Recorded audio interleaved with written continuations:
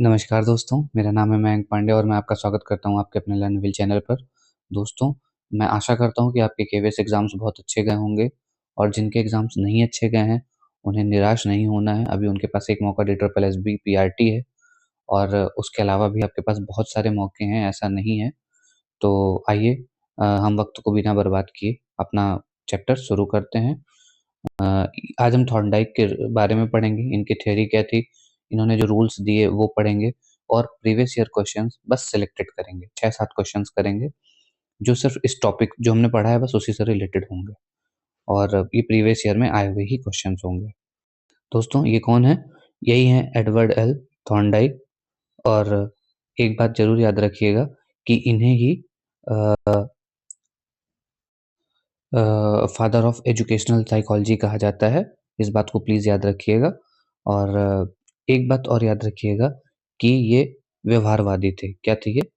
व्यवहारवादी। ये point important है, जो मैंने 2 पॉइंट बताए हैं, इन्हें याद रखिएगा। ये DSSB में सीधे-सीधे आते हैं, इनका नाम आता है, जब व्यवहारवादियों का नाम आता है। तो ये व्यवहारवादी हैं। कुछ बेसिक जानकारी हैं, जिनको जानना हमारे लिए ज़रूरी है। इनका पूरा नाम था एडवर्ड ली एल थॉर्नडाइक, मतलब एडवर्ड एल थॉर्नडाइक। ये फादर ऑफ एजुकेशनल साइकोलॉजी हैं। अब इसके बाद हमारे इम्पोर्टेंट पॉइंट शुरू होते हैं। ट्रायल एंड एरर लर्निंग, ठीक है? ट्रायल एंड एरर लर्निंग इन्होंने दी थी, ठीक है? ये DSSB में सीधे क्वेश्चन आता है कि ट्रायल एंड एरर लर्निंग किसकी है? तो ये इन्हीं की थी। दूसरा, इनकी थ्योरी को कनेक्शनिज़्म कहा जाता है। क्यों कहा जाता है? क्योंकि इन्होंने स्टिमुलस और रिस्पॉन्स के बीच बॉन्ड बनाने की बात की थी, ठीक है? ये जो थ्योरी है, ये एसआर बॉन्ड थ्योरी है, ठीक है? स्टिमुलस और रिस्पॉन्स के बीच। अब ये स्टिमुलस और रिस्पॉन्स क्या है, आगे डिस्कस करेंगे। तो इन्होंने एसआर थ्योरी दी, एसआर बॉन्ड बनाया, इसलिए इसको कनेक्शन बनाया, इसलिए इसको कनेक्शनिज़्म थ्योरी भी कहा जाता है। ये थ्योरी ऑफ लर्निंग भी इन्हीं की है, अभी आगे हम डिस्कस करते हैं। इनकी 2 फेमस बुक्स हैं, आपके एग्ज़ाम पॉइंट ऑफ व्यू से इम्पोर्टेंट है, एजुकेशनल साइकोलॉजी और एनिमल इंटेलिजेंस। ये दोनों बुक्स आपके एग्ज़ाम पॉइंट ऑफ व्यू से बहुत इम्पोर्टेंट हैं। एग्ज़ाम पास में है, तो इसलिए हम इस चीज़ को थोड़ा जल्दी डिस्कस करेंगे। देखिए, इनका एक्सपेरिमेंट क्या था कि एक भूखी बिल्ली थी, ठीक है? और उस भूखी बिल्ली को एक पज़ल बॉक्स के अंदर इन्होंने बंद कर दिया था, ठीक है? मतलब सपोज़ ये कोई बॉक्स है, यहाँ बिल्ली बैठा दी और एक लीवर का बटन यहाँ छोड़ दिया था, ठीक है?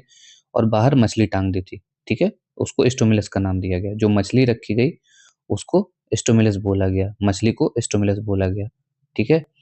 Fish placed outside the box, ठीक है? तो मछली इसको पाने के लिए बार-बार अपने प्रयास कर रही थी। सॉरी, बिल्ली मछली को खाने के लिए बार-बार कोशिशें कर रही थी। जब वो कोशिशें कर रही थी, ठीक है? कैट परफॉर्म्ड रैंडम मूवमेंट्स, उसने बहुत सारे मूवमेंट किए, ठीक है? कुछ गलतियाँ हुई उससे बहुत ज़्यादा और एक्सीडेंटली वो लीवर उससे दब गया, ठीक है? एक्सीडेंटली प्रेस्ड द लीवर और जब उससे वो दब गया ना, तो उसको समझ आ गया कि अगर मैं इसको दबाऊँगी, ऐसा 3-4 बार हुआ, कभी वो उधर झपट्टा मार रही थी, कभी इधर झपट्टा मार रही थी। फिर जब लीवर दब गया तो उसको ये पता चल गया कि अगर मैं इसको दबाऊँगी, तो पिंजड़ा खुलेगा, वो जो बॉक्स है वो ओपन होगा और मछली तक मैं पहुँच सकती हूँ। तो अ, इसलिए इन्होंने कंक्लूज़न क्या लिखना निकला कि लर्निंग ग्रेजुअल है, धीरे-धीरे होती है और ये सडन सडन प्रोसेस नहीं है, ये इंक्रीमेंटल लर्निंग है, मतलब थोड़ा-थोड़ा करके होती है। अभी मैं इस इंक्रीमेंटल टर्म को अच्छे से समझाता हूँ आपको। इसका मतलब है दोस्तों कि ये जो आप इंक्रीमेंटल लर्निंग देख रहे हैं, इंक्रीमेंटल का मतलब होता है धीरे-धीरे कार्य में इनके सुधार होता है, धीरे-धीरे सीखते हैं, ठीक है?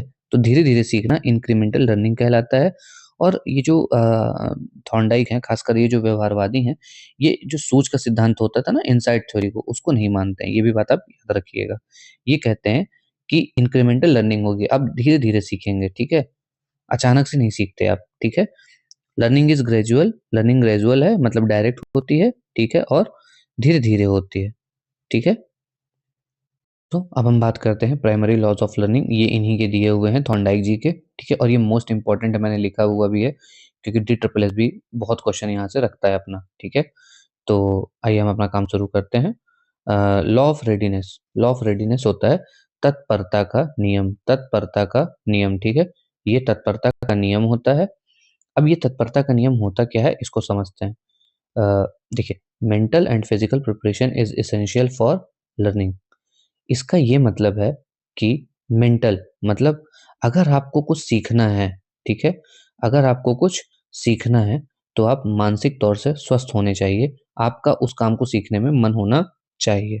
ये हो गई पहली कंडीशन, ठीक है, तत्परता में। दूसरी कंडीशन हो गई, या इसका एग्ज़ाम्पल मैं कहता हूँ, या तो आपकी बुद्धि उस स्तर तक पहुँच जाए कि आप मेंटली उस चीज़ को समझ पाएँ। फॉर एग्ज़ाम्पल, अगर 4th क्लास का कोई बच्चा है और मैं उसको 10th क्लास की मैथ सॉल्व करने को बोल दूँ, तो वो ऐसा नहीं कर पाएगा। अब कुछ स्पेसिफिक केसेस की बात अलग होती है। अति प्रतिभाशाली जो बच्चे हैं, उनकी मैं बात नहीं कर रहा हूँ। ठीक है? तो वो नहीं कर पाएगा, ठीक है? तो ये हो गया उसका मेंटल लर्निंग का वो एसेंशियल जो होता है, ठीक है? कि भाई अगर उसका दिमाग कक्षा 4 की गणित सॉल्व करने का है, तो वो कक्षा 10 की गणित नहीं सॉल्व कर पाएगा। इसी तरह दोस्तों, ये जो फिज़िकल प्रिपरेशन है, फिज़िकल प्रिपरेशन से मतलब है कि आप फिज़िकली उस चीज़ के लिए एक्टिव रहो, ठीक है? आपको भूख हो, अब जैसे आपने ध्यान नहीं दिया होगा, थॉर्नडाइक ने एक भूखी बिल्ली ली थी। वो क्यों ली थी? ठीक है? वहाँ पे अगर पेट भरा हुआ बिल्ली होता, ठीक है? तो वो इतने एफर्ट्स नहीं करती। तो ये वजह थी कि उन्होंने एक भूखी बिल्ली को लिया, ठीक है? तो आपके अंदर जब भूख होगी, आप फिज़िकली प्रिपेयर होगे, तब आप उस काम को करोगे, रेडी रहोगे कि हाँ, मुझे ये गोल लेना है ना? आसान भाषा में कहें, जब लोग हर तरह से तैयार होंगे, ठीक है? तभी आप सीखोगे। ये चीज़ें हम बच्चे के संदर्भ में कर रहे हैं, तो यहाँ पे ये जो तैयार होना है, ये बच्चे के संदर्भ से ही आप लीजिएगा, ठीक है? दूसरा है law of exercise. Law of exercise को लॉ ऑफ प्रैक्टिस भी बोलते हैं, तो इससे कन्फ्यूज़ मत होइएगा। दोनों एक ही चीज़ है, ठीक है? मुझे लग रहा है 2 बार चीज़ें रिपीट हो गई हैं, इसको मैं बाद में करेक्ट कर दूँगा। तो लॉ ऑफ एक्सरसाइज़ या लॉ ऑफ प्रैक्टिस होता है कि अ, इसमें 2 चीज़ें आती हैं, एक होता है लॉ ऑफ यूज़ और दूसरा होता है लॉ ऑफ डिसयूज़। आप काफ़ी हद तक समझ गए होंगे, ठीक है? कि लॉ ऑफ यूज़ और लॉ ऑफ डिसयूज़ क्या है। फिर भी मैं आपको ये बात बता देता हूँ कि प्रैक्टिस स्ट्रेंथेन्स लर्निंग बॉन्ड्स। इसको आसान भाषा में कहें, किसी भी कार्य के लिए हम जितना अभ्यास करते हैं, ठीक है? जितना अभ्यास करते हैं, उतना हमारा जो हमारे कार्य से के प्रति बॉन्ड है, वो स्ट्रॉन्ग होता है, ठीक है? जितना हम अभ्यास करते हैं, उतना बॉन्ड हमारा स्ट्रॉन्ग होता है। जितनी हम प्रैक्टिस छोड़ते जाएँगे, उतना वो बॉन्ड कमज़ोर होता जाएगा। ये होता है लॉ ऑफ डिसयूज़। हम जितना कार्य को कम करना कर देंगे, हम चीज़ों को भूलने लगेंगे। ये होता है लॉ ऑफ डिसयूज़। नेक्स्ट है दोस्तों law of effect. Law of effect का मतलब होता है प्रभाव का नियम। अब ये आपका प्रभाव का नियम क्या है? दोस्तों, प्रभाव के नियम में बहुत आसान शब्दों में मैं आपको बताऊँ तो अ, आपने बच्चों के स्कूल्स को देखा होगा। ये जो बाल वाटिका वगैरह वाले स्कूल्स होते हैं, ये बहुत कलरफुल होते हैं, ठीक है? ऐसा इसलिए किया जाता है कि बच्चों के ऊपर पॉज़िटिव प्रभाव आए उसका, ठीक है? पॉज़िटिव इफ़ेक्ट आए। अगर इफ़ेक्ट पॉज़िटिव होगा, तो बच्चे स्कूल को जाएँगे, ठीक है? और वही उजड़ी-सी बिल्डिंग हो, जो हम लोगों के टाइम पे कई बार ऐसा होता था ना कि हम लोग जब बच्चे थे, तो बड़े बेकार से स्कूल होते थे। बहुत अच्छी बिल्डिंग नहीं होती थी। तो फिर कई बार बच्चों का वहाँ जाने का मन नहीं करता, ठीक है? तो उससे नेगेटिव इम्पैक्ट आता है, नेगेटिव प्रभाव पड़ता है, वहाँ जाने का मन नहीं करता है। इसको कहते हैं लॉ ऑफ इफ़ेक्ट, ठीक है? अगर आप कुछ अच्छा कर रहे हो, इसको इन्होंने 2 चीज़ों में रखा था थॉर्नडाइक ने। इन्होंने इसको, अगर इफ़ेक्ट आपका पॉज़िटिव है, तो रीइन्फोर्समेंट होगा, ठीक है? रीइन्फोर्समेंट होगा और अगर इफ़ेक्ट आपका नेगेटिव है, तो पनिशमेंट एक तरह से होगी। क्या होगी? पनिशमेंट होगी। आ रही बात समझ में? और एक क्वेश्चन आ सकता है कि एजुकेशन में फर्स्ट टाइम किसने, ये टर्म तो बहुत पहले से यूज़ हो रहे हैं, पर एजुकेशन में किसने यूज़ किए? तो थॉर्नडाइक ने किए थे पहली बार, ठीक है? ये रीइन्फोर्समेंट और पनिशमेंट, ये दोनों टर्म एक मतलब थॉर्नडाइक ने पहली बार एजुकेशन में यूज़ किया था। ये बात आप याद रखिएगा।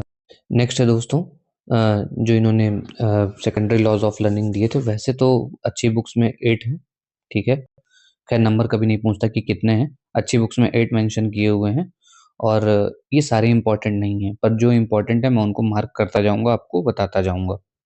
लॉ ऑफ मल्टीपल रिस्पॉन्स इसको कहते हैं बहु प्रतिक्रिया सिद्धांत, ठीक है? नियम, बहु प्रतिक्रिया नियम, ठीक है? ये गौड़ नियम कहे जाते हैं, बहु प्रतिक्रिया नियम।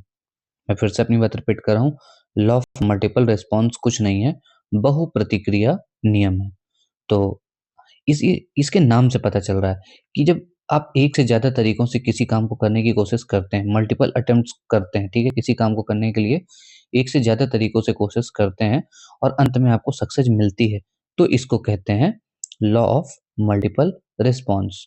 फॉर एग्ज़ाम्पल बिल्ली अंदर थी, वो झटपटाई, उसने बहुत हाथ-पैर मारा, बहुत हाथ-पैर मारा, बहुत ज़्यादा हाथ-पैर मारा। ऐसा नहीं था कि वो सीधे जाके लीवर को दबा रही थी, ना, उसने बहुत मेहनत की, तब जाके एक्सीडेंटली उससे वो लीवर दब गया। उसके बाद भी शायद वो नहीं सीखी, फिर दोबारा ऐसा हुआ, पर इस बार जल्दी हुआ।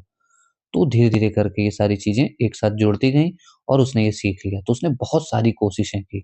यही है law of multiple response. Next है दोस्तों लॉ ऑफ सेट और एटीट्यूड। ये लॉ ऑफ सेट या एटीट्यूड क्या है? ये जो आपकी मनोवृत्ति या अभिवृत्ति है, ठीक है? मनोवृत्ति, मनोवृत्ति का नियम जो होता है, ठीक है? ये वही है मनोवृत्ति का नियम, लॉ ऑफ सेट और एटीट्यूड। ये मनोवृत्ति या अभिवृत्ति का नियम है। Learners mindset affects learning efficiency. आसान शब्दों में मैं इसको समझाता हूँ आपको। जो लर्नर सीखने वाले का माइंडसेट कैसा है, वो उसकी लर्निंग को बहुत ज़्यादा असर करता है। उसकी अभिवृत्ति क्या है, ये तय करती है कि वो कितना सीखेगा। फॉर एग्ज़ाम्पल दोस्तों, बहुत सारे बच्चे होते हैं, कहते हैं कि हमें डीएलएड या बीएड नहीं पसंद, है ना? नहीं पसंद, पर फिर भी वो करते हैं, ठीक है? फिर भी वो करते हैं और एग्ज़ाम में आके केवीएस एग्ज़ाम, डीएसएसबी एग्ज़ाम आके कॉम्पिटिशन बढ़ा देते हैं, है ना? आप मेरी बात समझ रहे हैं? बहुत करीब का एग्ज़ाम्पल ले रहा हूँ मैं। लेकिन अभी इन्हीं बच्चों को कुछ और करना हो, सपोज़ इन्हें बीटेक करना था या इन्हें किसी टेक्निकल लाइन पे जाना था, इन्हें सीजीएल करना था, एसएससी सीजीएल करना था और इनके पेरेंट्स इनसे कहते कि जाओ बेटा जो तुम्हें करना है करो। तो ये उस काम को ज़्यादा मन से करते, ठीक है? उस काम को ये ज़्यादा मन से करते, तो वो अपनी लाइफ़ में बहुत अच्छा कर रहे होते। इसे मैं बहुत आसान शब्दों में कहूँ तो ये जो बच्चे होते हैं, ठीक है? उन्हें अगर कुछ पढ़ने में पसंद है तो वो पढ़ेंगे, अगर उन्हें नहीं पसंद तो वो उसे नहीं सीखते जल्दी। बस इतनी सी बात है। Law of partial activity, learning is faster when broken into smaller parts. इसका ये मतलब है कि जब आप कोई एक्टिविटी टुकड़ों में कराते हो, टुकड़ों में किसी को सिखाते हो तो वो जल्दी सीखता है, ठीक है? और कंटीन्यूअस चीज़ें वह नहीं सीख पाता। यही चीज़ बच्चों के साथ होती है। आप उन्हें टुकड़ों में छोटे-छोटे एग्ज़ाम्पल्स में चीज़ें सिखाइए, थोड़ा-थोड़ा करके दीजिए, तो वो करते हैं उन्हें। अगर आपने उन्हें इकट्ठा दे दिया कुछ करने को तो वो नहीं कर पाते या नहीं सीख पाते। दोस्तों नेक्स्ट है हमारा लॉ ऑफ एनालॉजी मतलब assimilation, applying past experiences to a new situation. देखिए ये DSSB के लिए बहुत ही ज़्यादा इंपॉर्टेंट है, इसलिए आप इसे अच्छे से समझिएगा क्योंकि बहुत आसान कॉन्सेप्ट है। इसमें देखिए होता क्या है कि जब भी आप किसी बच्चे को कुछ नया पढ़ाते हैं, कोई नई चीज़ बच्चे को पढ़ाते हैं, तो उसका जो ओल्ड नॉलेज है या आपने उसको जो पहले पढ़ाया था या जो उसका पूर्व ज्ञान है, उससे कनेक्ट करके आपको पढ़ाना होता है, ठीक है? तो इसका यही मतलब होता है कि जो बच्चे ने पहले सीखा था, उससे आप जोड़िए और फिर उसको पढ़ाइए। Applying past experiences to new situations, ठीक है? ये सिर्फ़ पढ़ाते टाइम नहीं, उसको कुछ सिखा रहे हैं, तब भी होना चाहिए। ये बात एनसीएफ में भी कही गई है, ये बात हमारी न्यू एजुकेशन पॉलिसी में भी रखी गई है। ठीक है? इस बात पे हम बहुत ज़्यादा ज़ोर देते हैं। एनसीएफ 2005 इस बात पे ज़ोर देता है कि जो पूर्व का ज्ञान है उससे जोड़ के नई नई चीज़ सिखाइए। अब ये लॉ ऑफ एसोसिएटिव शिफ्टिंग क्या होता है? ये होता है साहचर्य परिवर्तन। देखिए हिंदी मत याद करिएगा, मैं आपको अपने पहले वीडियोज़ में भी बोल चुका हूँ कि चीज़ों को आप इंग्लिश लैंग्वेज में ही याद रखिएगा प्लीज़, ठीक है? तो लॉ ऑफ एसोसिएटिव शिफ्टिंग क्या होता है? Response shifts from one stimulus to another, ठीक है? अब इसको मैं बहुत आसान शब्दों में आपको बताता हूँ कि आप किसी भी आदमी या जानवर को, ये बात थॉर्नडाइक ने दोनों के लिए कही थी, कोई आदमी हो या जानवर हो, ठीक है? तो उनको वो हर चीज़ सिखा सकते हैं आप, ठीक है? वो सीख सकते हैं, ठीक है? वो हर चीज़ उन्हें सिखाई जा सकती है जिसके लिए वो कैपेबल हों। फॉर एग्ज़ाम्पल थॉर्नडाइक की जो बिल्ली थी, ठीक है? उन्होंने उसको खड़ा होना सिखा दिया था, ठीक है? उसके सामने कुछ भी रोटी बोल दीजिए, मछली बोल दीजिए, कुछ भी लेके अगर आप खड़े होते और ऊपर की तरफ उसे उठने करते, तो वो अपने आगे वाले पैरों को ऊपर की ओर करके पिछले पैरों के बल खड़ा होना सीख चुकी थी। तो उन्होंने उसको सिखाया था। तो थॉर्नडाइक ने बिल्ली को खड़ा होना सिखाया, ठीक है? और इस वक़्त वो स्टैंड अप बोलते थे। तो जब वो स्टैंड अप बोलते थे तो बिल्ली खड़ी होती थी। फिर धीरे-धीरे क्या हुआ सिर्फ़ स्टैंड अप बोलने से बिल्ली खड़ी होने लगी। तो यही है लॉ ऑफ एसोसिएटिव शिफ्टिंग। अभी ये इतने ही इम्पोर्टेंट हैं क्योंकि हमारे पास वक्त ज़्यादा नहीं है, तो मैं आपका समय बर्बाद नहीं करूँगा। 2-3 और हैं, law of primacy, law of recency, law of intensity, तो वो उतना एग्ज़ाम पॉइंट ऑफ व्यू से इम्पोर्टेंट नहीं है। उनको आप कोई मॉक लगा रहे होंगे या मैं ही जब आपको प्रैक्टिस करा रहा हूँगा तब आप उनको कर लेंगे क्वेश्चंस में। दोस्तों, कुछ एजुकेशनल इम्प्लीकेशंस हैं थॉर्नडाइक सर की थ्योरीज़ के, जिससे इन्होंने प्रैक्टिस को बहुत इम्पोर्टेंट माना, इम्पोर्टेंस दिया, महत्वपूर्ण माना। इन्होंने जोर दिया कि आप प्रैक्टिस करो और बार-बार उसकी पुनरावृत्ति करो, उसे दोहराओ। Emphasis on drill and repetition, ठीक है? इसको आप याद रखिएगा, ठीक है? दूसरा है मोटिवेशन। इन्होंने मोटिवेशन के लिए रिवार्ड और एप्रिसिएशन की बात की कि अगर आप बच्चे को पढ़ा रहे हैं, तो आप उसको कुछ रिवॉर्ड दीजिए, चॉकलेट दीजिए, उसकी तारीफ़ करिए, गुड बॉय बोल दीजिए, है ना? तो बच्चों को थोड़ा ऐसे ट्रीट करिए, गुड बॉय, गुड गर्ल वगैरह बोल दीजिए या उनकी थोड़ा उनको प्रेज़ कर दीजिए, उनकी पीठ थोड़ा थपथपा दीजिए, ठीक है? टाइम-टाइम पे उन्हें रिवॉर्ड्स और देते जाइए, तो ये उनकी लर्निंग को एनहांस करता है, ऐसा उनका मानना था थॉर्नडाइक जी का। और दूसरा इन्होंने कहा कि teaching should be progress from easy too difficult और टीचिंग को हमेशा ईज़ी टू डिफ़िकल्ट ही होना चाहिए। तभी इन्होंने कहा कि टुकड़ों में आप पढ़ाइए, ठीक है? इन्होंने बात की थी ना टुकड़ों में पढ़ाने के लिए, तो इन्होंने इसीलिए वो सिद्धांत दिया था और ना सिर्फ़ भारत, बहुत सालों तक, करीब आधी सदी तक और आज भी इनके बताए गए नियम फ़ॉलो किए जा रहे हैं, ठीक है? स्कूल्स में। दोस्तों, मैं चाहता तो ये टॉपिक आपको 1 घंटे खींच के पढ़ा सकता था, ठीक है? और ज़्यादा ही, पर एग्ज़ाम को देखते हुए मुझे इसे समराइज़ और सिर्फ़ एग्ज़ाम ओरिएंटेड ही रखना था। तो आइए अब हम अपने कुछ इम्पोर्टेंट क्वेश्चंस करते हैं। ये आप ही के लिए हैं और प्रीवियस ईयर से लिए गए हैं। तो आइए क्वेश्चंस को शुरू करते हैं। What is the correct order and set of the 3 primary laws of learning given by Thorndike? ठीक है?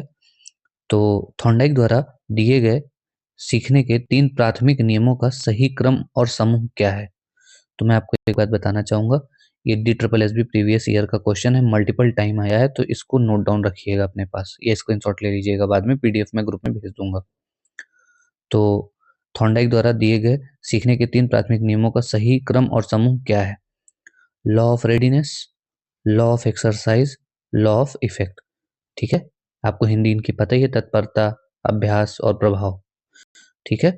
Law of readiness, law of exercise, law of effect, law of multiple response, यार इसकी तो हमने कोई बात ही नहीं की। Law of set, law of analogy, ठीक है? ये दोनों पढ़े-पढ़े लग रहे हैं पर हमने इसकी बात नहीं की थी, ठीक है? इसके बाद आता है law of use, law of disuse, law of intensity. तो क्या ये हमारे क्वेश्चन से मैच कर रहा है कि 3 प्राथमिक नियम, पर उनके जो 3 प्राथमिक नियम हैं उनसे तो ये मैच ही नहीं कर रहा है। Law of intensity, law of disuse ये सब। लॉ ऑफ रेडीनेस क्या है? Law of effect, law of socialization. Law of readiness वहाँ था, चलो अगर था भी, तो लॉ ऑफ इफेक्ट वहाँ था, चलो था भी, तो क्या लॉ ऑफ सोशलाइज़ेशन था? नहीं, ये वहाँ तो था ही नहीं।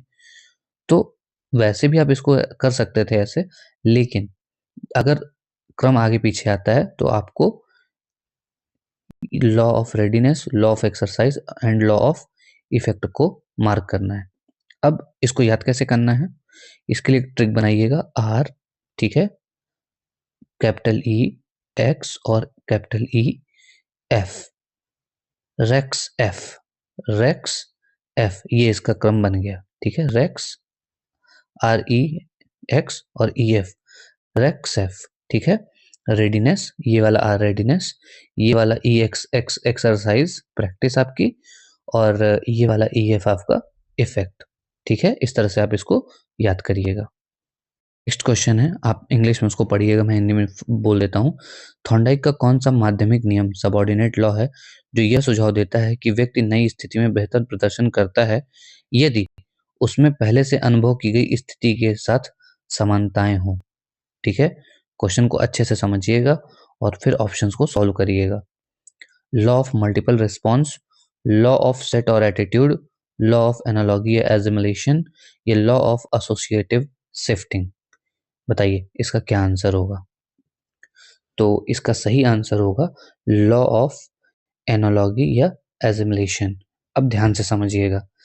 अ, ये जो लॉ ऑफ एनालॉगी और एसिमिलेशन है, ठीक है? ये क्या है? इसको सिमिलैरिटी कॉन्सेप्ट भी कहते हैं। अगर ये नाम दिखे तो कंफ्यूज नहीं होइएगा, ठीक है? दोस्तों मैंने अभी आपसे डिस्कस किया था कि एनसीएफ 2005 एक बात कहता है कि जब आप बच्चे को कुछ पढ़ा रहे होगे तो उसके पुराने ज्ञान से जोड़कर पढ़ाओगे। यही बात की थी आपसे मैंने। यहाँ पे नाम बदल गया, लॉ ऑफ एनालॉजी और एसिमिलेशन कर दिया, तो आप कंफ्यूज हो गए। इसे हिंदी में कहा जाता है आत्मीकरण या सादृश्यता का नियम। ठीक है, ये और कुछ नहीं है। एक व्यक्ति जब किसी नई स्थिति में बेहतर प्रदर्शन करता है और यदि उसमें पहले से अनुभव की गई स्थिति के साथ समानताएँ हैं, तो वो काम वो आसानी से सीखता है। यही उसका आत्मीकरण है, यही उसकी सादृश्यता है। यही वो चीज़ है कि बच्चे को जब हम यही वो चीज़ है जो उसने पहले से सीख रखी थी और अब सीख रहा है, तो उन दोनों में समानताएँ हैं। अब वो और आसानी से इस चीज़ को सीखेगा। अभी इसी प्रश्न से संबंधित या इसी कॉन्सेप्ट से संबंधित आगे मैं एक और चीज़ बताने वाला हूँ, उसे भी आप ध्यान से नोटिस करिएगा। के बारे में मैंने बात ही नहीं की, लेकिन फिर भी आप इसको समझिए। Thorndike theory of transfer of learning is based on which of the following concepts. सीखने का जो स्थानांतरण का सिद्धांत है, वह किस अवधारणा पर आधारित है? तो इसका सीधा सा आंसर है कि सीखने का जो स्थानांतरण का सिद्धांत है, वो समान तत्वों की समान तत्वों पर आधारित है। अब ध्यान से समझिएगा। एग्जाम में कई लोग आइडेंटिकल एलिमेंट से कंफ्यूज हो जाएंगे, ठीक है? तो इसको याद रखिएगा। समान तत्व का मतलब आइडेंटिकल एलिमेंट्स है और आइडेंटिकल एलिमेंट्स का मतलब समान तत्व है। कंफ्यूजन नहीं लेना है। बात वही है, आपको पता है, बस शब्दों का हेर-फेर है। और ये इंपॉर्टेंट क्वेश्चन है DSSB के लिए, ठीक है? कई बार आ चुका है, मल्टीपल शिफ्ट में आया हुआ क्वेश्चन है। नेक्स्ट क्वेश्चन है दोस्तों, अपने बाद के वर्षों में 1932 में थॉर्नडाइक ने किस प्राथमिक नियम को यह कहते हुए संशोधित किया कि दंड अनिवार्य रूप से उद्दीपक और अनुक्रिया के बीच बंधन को कमजोर नहीं करता? ठीक है, तो इसका आपको यहाँ कोई व्यक्ति आंसर बता पाएगा? मैं थोड़ा सा पॉज ले रहा हूँ, अगर आप इसका आंसर पहले ही बता पाएं तो बताइए, अपने आप से ही बताइए। आपको पता है उन्होंने ये बात क्यों कही कि दंड अनिवार्य रूप से उद्दीपक और अनुक्रिया के बीच बंधन को कमजोर नहीं करता? उन्होंने एक नियम दिया था, ठीक है? अब पहले उस नियम को डिस्कस कर लेते हैं कि वो नियम क्या था? वो नियम था प्रभाव का नियम, ठीक है? प्रभाव के नियम जो था, उन्होंने पहले कहा, ये पहले वाला पॉइंट है, मैं 1 लिख देता हूँ कि रिवॉर्ड से बॉन्ड हमेशा स्ट्रॉन्ग होता है, ठीक है? स्ट्रॉन्ग होता है, एसटी मतलब स्ट्रॉन्ग।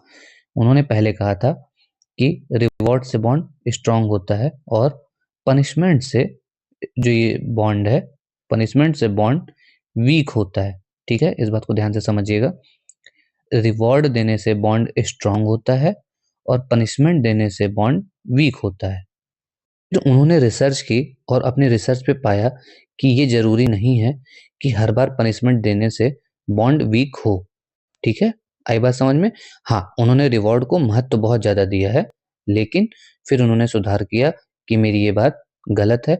पनिशमेंट से पनिशमेंट से बॉन्ड हमेशा वीक नहीं होता। कई बार पनिशमेंट अच्छी चीज़ भी होती है और वो बहुत सालों तक फॉलो हुई। बहुत बच्चों ने मार खाई, हम भी उनमें से एक हैं। होप आपसे क्वेश्चंस बन रहे होंगे, आपको मेरी बातें समझ में आ रही होंगी। इंग्लिश पार्ट आप पढ़ लीजिएगा।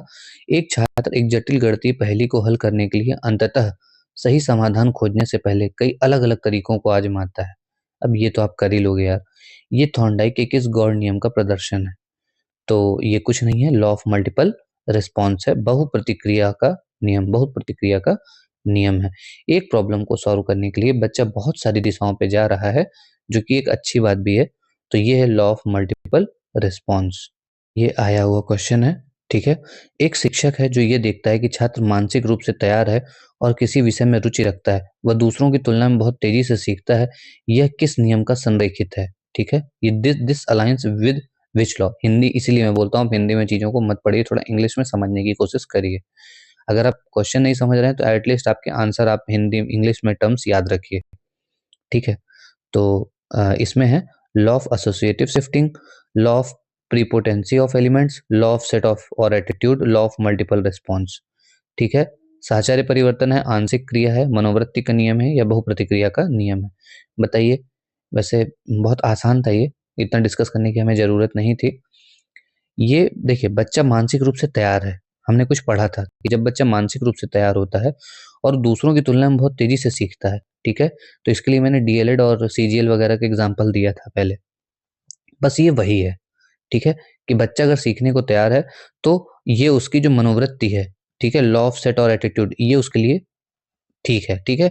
ये होता इसमें होता क्या है कि लर्नर लर्नर जो होता है, सीखने वाला जो होता है, उसकी मेंटल कंडीशन और सीखने की स्पीड और उसकी क्वालिटी ये डिसाइड कर देती है कि वो सीखना चाहता है या नहीं। तो यहाँ पे वो सीखना चाह रहा है।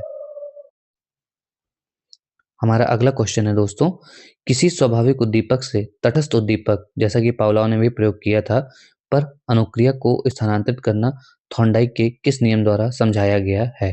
तो थॉर्नडाइक ने क्या किया था कि रोटी दिखाई थी, सपोज अभी मैं रोटी का एग्जांपल ले रहा हूँ, ठीक है? और घंटी बजाई थी, ठीक है? तो ये था न्यूट्रल स्टिमुलस, ये नेचुरल था एक तरह से कहा जाए तो, और ये इस पे कंडीशनिंग नहीं हुई थी, ठीक है? ये अनकंडीशन था। खैर जाने दीजिए, अभी वो आपको समझना, अब इसके बाद नेक्स्ट वीडियो हमारा पावलोव पे होगा तब आपको एक्सप्लेन करूँगा। इसका सीधा सा आंसर है लॉ ऑफ एसोसिएटिव शिफ्टिंग। रट्टा मार लीजिएगा, क्वेश्चन बहुत अच्छा है। साहचर्य परिवर्तन का नियम, ठीक है? जैसा कि पावलोव ने रिस्पॉन्स को फूड से हटाकर बिल पर शिफ्ट किया था, ऐसा ही थॉर्नडाइक ने भी किया है। मैं फिर से अपनी बात रिपीट कर रहा हूँ, पावलोव ने रिस्पॉन्स, ठीक है, फूड से हटाकर बेल पे शिफ्ट किया था। कुत्ता जो रिस्पॉन्स कर रहा था वो पहले फूड को देख के कर रहा था, फिर सिर्फ घंटी बजने पे करने लगा। तो यही चीज थॉर्नडाइक के किस नियम द्वारा हो सकती है? आसान भाषा में ये कहा गया है, तो स्थानांतरित करती है, तो ये है लॉ ऑफ एसोसिएटिव शिफ्टिंग। ये साहचर्य परिवर्तन का नियम। दोस्तों, मैं आशा करता हूँ आपको ये क्लास बहुत अच्छी लगी होगी। बहुत कम टाइम में समराइज़ करना था, इसलिए मुझे बहुत शॉर्ट तरीके से सब आपको बताना पड़ा, और इन क्वेश्चंस की प्रैक्टिस भी करिएगा। पीडीएफ आपको शाम को 8 बजे तक टेलीग्राम चैनल पे मिल जाएगी, ठीक है? आपके टेलीग्राम ग्रुप पे, और fuel your future will learn will have a bright future in this, and God bless you all.